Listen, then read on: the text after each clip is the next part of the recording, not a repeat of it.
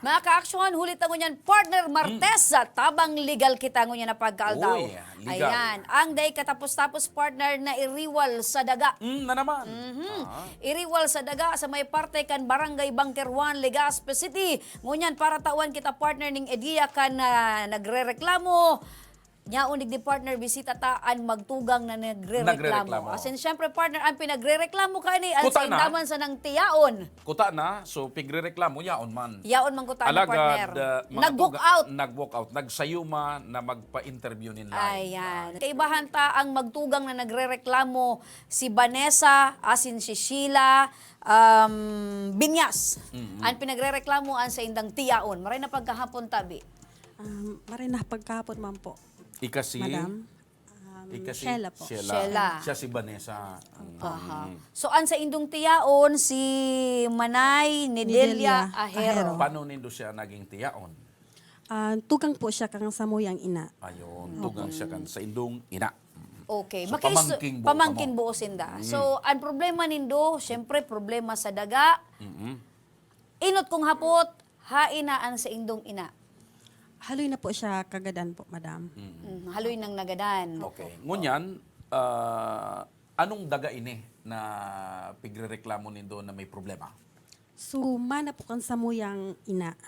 Gusto mo pong matawan po kami Kay Rasan. Kay Rasan po. Sumana kan sa indong ina sa indong Lola. Lola. lola. Opo. Okay. So Okay, siyempre, ang mama na kan magturugang. Pirang magturugang ining tiyaon mo sa kasirer si mama mo. Duwa lang po sinda. Duwa lang sinda. Opo. Okay. Pirang area or sukol ka ining daga na sasabi nindong dapat manahon. Sa bangkerohan po, nasa 952. Square meters. Kundi po ako nasa... So, 952 square meter. So, kagabsa na yan. so share lang po kan sa mong lola. Suser kan sa indong lola. Opo. Na dapat pagbangaon ka ining magtugang. Opo, kanduang magtugang po. More than 400 square meter. Each, ano? 50-50 partner. Dapat. Oo. O kundi anong nangyari? Dahil man po piga-asikaso po kang samuyang tiyaon. Para mas malinawan tayo nitong issue, makakasabay natin, partner, ang guest legal advisor natin, partner, via Zoom, si Attorney Paulo Janus Larin. Magandang hapon po, Attorney. Salamat po sa Ayan, Ayan, magandang hapon, magandang Attorney. hapon po, Narinig Attorney. niyo po ang issue po ngayong hapon. Nandito pa rin mga ka-aksyon, ang magkapatid na nagre-reklamo, si Vanessa at si Sheila. Attorney, ano po ang inyong masasabi tungkol po dito sa issue? Una po sa lahat, ang pinag-uusapan po natin ay hindi po ang pinag-uusapan ng pamilya, kundi kung ano ang sang-ayon sa batas. So sang-ayon po sa ating batas, kapag meron po tayong namatayan na kamag-anak natin na meron tayong karapatan na magmana, ang kailangan po natin gawin ay una, alamin kung meron siyang natawag nilang last will and testament. Kapag wala po siyang last will and testament, ang way po ng succession natin ay through intestate succession na tinatawag. Tapos ang ating remedies na pwedeng gawin ay una is maggawa nga po ng extrajudicial settlement para hindi na po makialam ang korte sa kagustuhan ng mga parties.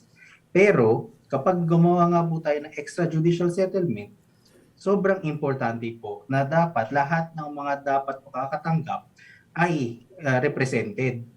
Kumbaga, kung kagaya po sa kwento po na to, yung dalawa po nating mga kausap kanina, yung kanilang imamanahin ay by virtue of representation ng kanilang nanay na siyang anak nung namatay. So, kapag po sa ganyan, lahat po sila dapat represented dun sa extrajudicial settlement. Kumbaga, kung dahil wala na po ang nanay nila, ang magre-represent po sa nanay nila is sila pong magkakapatid na mga apo nung namatay. Ngayon, kung hindi po sila lahat kasama doon, pwede naman po yun. Pero ang dapat pong ginawa dyan is meron pong tinatawag nilang special power of attorney. Nabibigyan po ng otorisasyon yung isang nilang kapatid na magre-representa para sa kanilang lahat. Absent that po, ibig sabihin po nun, hindi po kasama yung iba sa usapan. Ngayon, yung sa terms ng extrajudicial settlement, importante po na makuha po ng lahat ang tinatawag nilang legitime. Yung legitime po, yun po yung karampatang portion na nilaan ng batas para sa bawat isang tagapagmana. Kapag hindi po nabigyan lahat ng dapat magmamana, ang tawag po doon is preterition. Kapag may preterition po, yung mismong settlement po na yun ay void. Kasi ayon sa batas, dapat po lahat makatanggap ng kanilang legitim. So kagaya po yung sa situation ngayon, ang sabi po na naiintindihan ko po na sinabi nila na yung sabi po ng tita nila, meron daw pong deed of sale. Ngayon po dun sa deed of sale po na yun, hindi po siya valid, una, kasi hindi naman po, wala naman po yata may pakita na actual na kasulatan. Pangalawa, yung pinag-uusapan po is yung property na pag-aari ng magulang. So kung hindi po kasali sa parties yung magulang, hindi po nila pwedeng gamitin yun sa isang kontrata. Ang tawag po kasi doon, inchoate right. Yung right nyo po nun, hindi po nyo nakukuha. Makukuha nyo lang po yun upon the death, upon pagkamatay ng tao na pagmamanahan nyo. So hindi po dapat pwede yun. Tapos kung sabi po niya na mayroong last will and testament, hindi rin po totoo yun. Kasi kung totoo po yun, dapat po hindi na po sila humantong sa extrajudicial settlement. Kasi ang masusunod po dapat palagi as yung testate, which is yung last will. So kung wala po yung last will, ibig sabihin, tsaka lang po sila makakapag-extrajudicial settlement. Ngayon, pagdating na po sa gastos ng medicine, tama po ba na yung gastos po ng gamot is yung para po sa kanilang ina, hindi po para doon sa namatay? Tama po ba? Tama po ba na yung binabanggit ng tiyain nyo na pagpapa-hospital is para sa nanay nyo, hindi doon sa lola? Lola at sa para sa nanay. Hindi. Yung para sa nanay sa nila. nanay. Para sa nanay lang po nila. Okay. Ngayon po yun, hindi po siya part ng collation. Kasi yung collation po, ang tinatawag na advances na magiging deductibles doon sa matatanggap nila supposedly. So, since nanggaling naman po siya sa kanilang tiyahin, hindi naman po siya part nung tinatawag na collated na properties. Ang magiging part lang po ng collation is kapag merong advances coming from doon sa namatay, which is yung grandparent or yung kanilang lola. Ito po bang preteration na binabanggit nyo, ito po yung omission ng compulsory heirs or mana nila doon po sa naiiwan po na property ng kanilang lola? Opo. Kasi kapag ano po yan, may tinatawag nga po tayong legitim. So lahat po dapat makatanggap ng kanilang legitim. Tapos merong matitirang free portion kapag merong last will and testament. Kapag wala po nun, kapag hindi po natanggap ng legitim ng lahat ng mga heirs, tawag po doon preterition. Apo. So it simply means po, attorney, na wala po talagang last will and testament dahil nakapag-proceed po dito po sa extrajudicial settlement. Opo. Opo. So, Okay. malinaw So, yung partner. ngayon po, attorney, ano po ang pinakamagandang hakbang na dapat gawin itong magkapatid para mahabol po nila yung mana para sa Kanilang magkakapatid. para sa kanilang magkakapatid, galing naman doon sa kanilang namatay na nanay, bilang share doon sa kapatid na kanilang inirereklamo ngayon.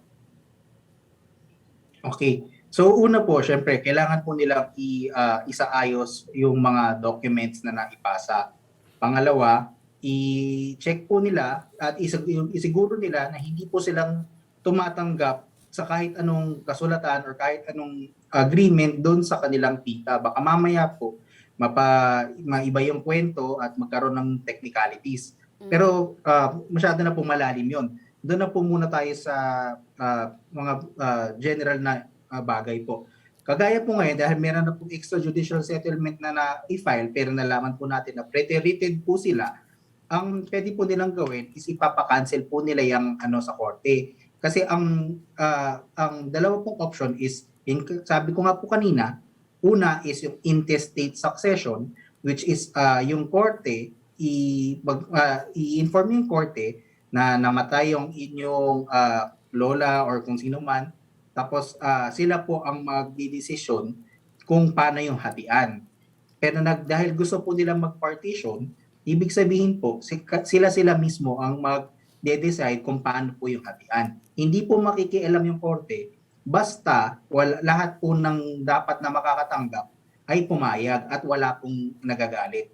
Yun po yun. Opo. So ngayon nalaman po natin na meron nga pong extrajudicial settlement tapos hindi naman po sila sang-ayon doon, ipapa-cancel po nila yan. Tapos sabay mag-file na lang po sila ng panibago doon sa korte for partition nga po. So, kung ganun po, attorney, kailangan na po nilang lumapit sa abogado rin dito siguro para Apo. ma-question na nila yung sinasabi ng kanilang tiyakin at mahabol nila yung mana nila doon sa nanay nila na namatay na. Apo. Mailinaw ko lang po, Attorney Paolo, kasi dalawa po itong lupa na nababanggit po ng ating complainant. Isa po dito, yung nagkaroon ng Yung pag-buyout 900 partner. square meter at Oo. yung 1 hectare mahigit na share pa. Okay, yung commercial lot at itong may produktong lupa.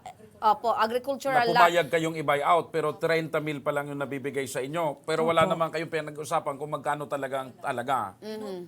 So, parehas din ang sitwasyon niyang partner. Parehas nila hahabulin ito. Kaya siguro tama yung sinasabi ng attorney na kailangan na nilang lumapit sa korte para ma-question partner. Gusto lang malinaw ng magkapatid attorney na tama po ba na yung share nila doon po sa lupa na mamanahin ng kanilang nanay, i-convert doon po sa mga nagastos na sinasabi nitong Ayun yung tiyain? pinapaliwanag ni Opo. attorney kanina. Naputol tayo. Doon po tayo muna, attorney. Pwede ba yun, attorney, na parang dahil ako yung tiyahin, halimbawa, ginastusan ko yung kanilang nanay at yung kanilang lola. Ngayon, dahil ako'y gumastos, namatay na yung dalawa, wala na kayong share. Kasi Basta akong lang, gumastos. parang basta lang, eto na lang. Dahil Quits na. hinahabol nyo yun, eto Kumbaga, na lang quits yung na tayo. babayaran. Opo. Ang tanong ko po dyan, doon po sa extrajudicial settlement po ba, sino po ba ang party po doon? Yung nanay po ba nila o sila na mismo, magkapatid? Kami na po. Sila na ho. Kami na po. Ito na hong magkapatid at saka yung tatay nila. Wala na yung nanay ninyo. Wala na po. Okay. Sa kanila na po, nakapangalan Okay. sa... Doon So- sa extrajudicial, kayo nang may share. Opo. Nakapangalan na pala sa kanila. Opo. Kaya nakapangalan lang, na po. hindi talaga, Ayaw ibigay. Ayaw po ibigay. hindi nilalabas. Hindi nilalabas yung... Pero may bumigay sa amin ng dokumentong po yun. Saan nyo nakuha yung dokumentong yon? Ayaw na po magpasabi. Ayun, so yung extrajudicial na papel, nandyan sa tiyahin nyo. Ayaw kayong bigyan ng kopya, Apo. pero may nakarating sa inyong Opo. kopya. Ayun. Binigyan po kami ng ano. So, yun po, attorney. Ano po sa amin. Ganun po pala yun, attorney. Matagal po na tinago ng tiyain nila. Ito pong papel, ito pong dokumento. simple lang naman, partner, nakapangalan na pala sa kanila, so habulin na nila. Kaya nga, ito nang ginagawa nila. Kaya lang, ang sinasagot naman ng kanilang tiyain, etong ginastos Natural namin. yun. Natural Natural etong yun, ginastos partner. namin. Wala na Natural kayong yung partner. makukuha. Ang isang tao na ayaw na magbigay ng share, marami nang sasabihin na dahilan. Oo. Pero gaya nga ng nabanggit ni attorney, hindi dito pinag-uusapan yung pagiging Kapamilya. magkamag-anak o kapamilya. Oo. Ang pinag-uusapan dito, kung ano yung nasa batas. Pagdating sa ganitong mga sitwasyon, Sitwasyon. hatian ng mana. Correct. Okay, so bali po, yung pong ginawa nung tiyahin po nila, kung tama po ang alala ko, ang tawag po doon is natural obligation. Bale, since kapatid mo, syempre parang feeling nyo gusto mo pa rin na alagaan kasi mahal mo siya, ganyan. So magbibigay ka ng karampat na parang suporta doon sa kapatid. Pero hindi yan magiging parte ng hatian sa mana. Ayun. Okay. Kasi ang magiging parte lang ng hatian sa mana is Ayun. Ayun. Oo. Importante yun, partner. So, Kasi, susumahin like for ko na lang, example, partner. tayo partner. Like for example, tayo magkapatid. May malubhang kang karamdaman. Ako? Ikaw. Oo, halimbawa, Ah, lumaki yung pako. Ipapagamot kita, partner, dahil Pinaliit mo yung pako. kapatid kita, Okay. may pagmamahal ako sa iyo, gusto pong umaba pa ang buhay mo dahil marami ka pang matutulungan. Pero nung namatay ako, Oo. ayaw mo nang bigyan ng share yung mga anak ko. Yan, iba ng Dahil usapan. ang gastos mo, ikaw gumastos nung lumaki yung Correct. pako. Pero according sa batas, Ayun. hindi yun dapat. Okay. So, attorney, ano po ang pinakamagandang gawin nito? Kailangan na po nilang lumapit sa abogado, no? Para habulin po yung kanilang mana.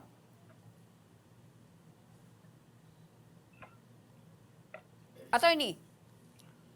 Naputol tayo. Andyan si attorney, partner. Wala lang audio si attorney. Pero Oo. sa pagkakaintindi ko, partner, Kasi ganito yung partner. since nakapangalan sa kanilang extrajudicial settlement, so nandoon na. Kasi Nandoon ganito na, yung partner. sa kasulatan. Kahit anong pakiusap nila sa kanilang tiyahin kung ayaw magbigay, hindi yan magbibigay. Correct. So, At- kailangan dito, gumawa ka ng mga legal na hakbang. Ano yon? Gaya ng sinabi ni attorney, kailangan na ninyong lumapit sa abogado nang sa ganun ay makapagsampa ng kaso sa korte Tama. para mahabol yung inyong mana at karapatan. Ayan. Kung ilan talaga ang dapat sa inyong magkakapatid, Oho. kahati doon sa manang naiwan ng Sayang kanilang- partner at inyong lola. naputol si attorney. May nagpapatanong pa naman dito. Mhm. Pakitanong naman si attorney o yung bago niyong abogado diyan kung ilang taong gulang na siya at kung siya ba ay single at ready to mingle. O, ito pa may nagpapabati, partner. Sige, partner. Ito matitindi. Ang dami palang abogadong nakikinig sa atin.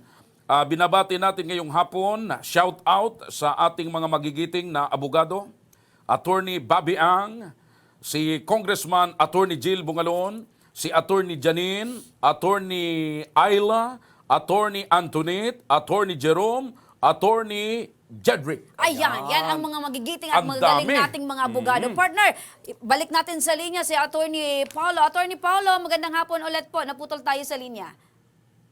Yes po. Apo. So, attorney, gaya po ng natanong ko kanina, so bilang siguro penal na advice natin dito sa magkapatid, ano po ang gagawin nila? Kailangan na po nilang lumapit sa abogado nang sa ganon ay makapagsampa ng kaso para habulin yung kanilang mana. Opo, sa lalong madaling panahon, dapat po nila gawin yan. Kasi may tinatawag po tayo na prescription. Kapag humabot po na sobrang tagal yan at hindi po nila ginagawa ng aksyon, mahihirapan na po silang bawiin yan. Kasi sasabihin ng korte na tinulugan mo yung iyong karapatan. Yan. Ngayon, pagkagaya yan na tama, alala ko,